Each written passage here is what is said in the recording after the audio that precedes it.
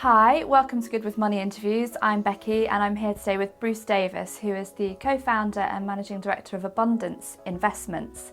They allow people to invest in renewable energy projects from as little as £5. And we're going to talk about the impact of Brexit on alternative finance and its investors. So to start with, do you think you can explain to us what alternative finance means? Because Abundance is an alternative finance business. Alternative finance is really a group of new startups, new companies that are trying to do investing differently. They start with small investors, individual investors, and they try and invest into small projects, companies, that type of thing, rather than stock markets and big companies. And do these type of investments behave differently to, say, cash savings or stock market investments? Compared to cash savings, your capital is at risk. So you're making investments, you're buying shares, you're buying bonds in individual companies. That money is not guaranteed and the returns are not guaranteed. Compared to the stock market, well, you're not buying through brokers, you're buying directly from those companies. So you have to make your own decisions and choose which companies you want to back and which projects you want to back. And thinking about Brexit, does Brexit have a different effect on alternative finance investments compared with more mainstream products? Well, Brexit's affected the market confidence at the moment, so people are uncertain about the future, and that's put a knock on prices. What's happening in the alternative sector has been slightly different. Our projects aren't built around confidence in markets, they're built around the specific projects, so we've seen less of an effect. In fact, there was a bit of a lull before the Brexit vote and a surge afterwards as people realised that the vote had been done and they could just get on with the process of investing they've been doing already. So if I wanted to invest in something more worthwhile than just a savings account, like a renewable energy project, what things would I really need to bear in mind? Well, I think the first thing is that you've got a particular use for that money, and a renewable energy investment in particular is quite long term, usually 5 years up to 20 years. So if you've got things that you're saving up for over time, we have people that are saving for their pension, people are saving for their kids' education, people are saving for house deposits, that kind of thing.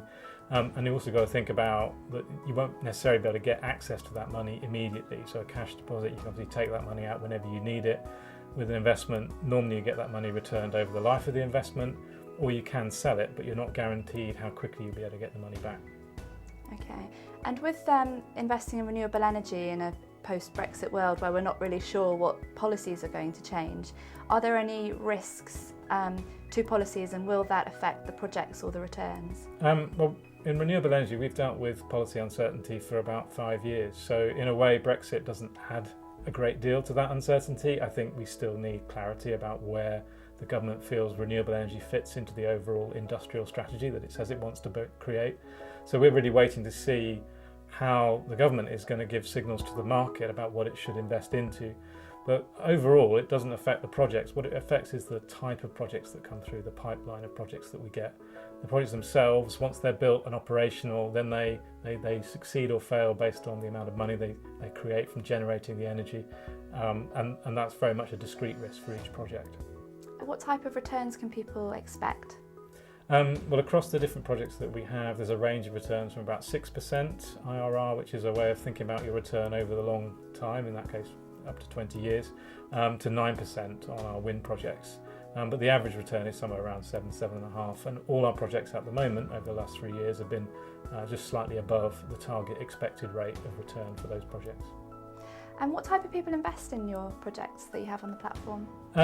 Very much a mix of ordinary investors, people you'd meet in the street. So we don't have lots of professional investors. We have people who are saving for very specific personal goals. So they're very much driven by a kind of combination of motivations. Firstly, that they want to save for something in the future, they're investing for the future.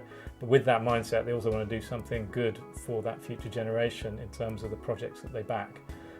So that can be anyone from sort of people in their retirement who are looking for an income, right the way down to people in their 20s who are saving for a house deposit. Thanks very much. Thank you. Really interesting. Thank you. Great. For more information on how you can be good with money, check back to the website goodwithmoney.com. Thanks very much.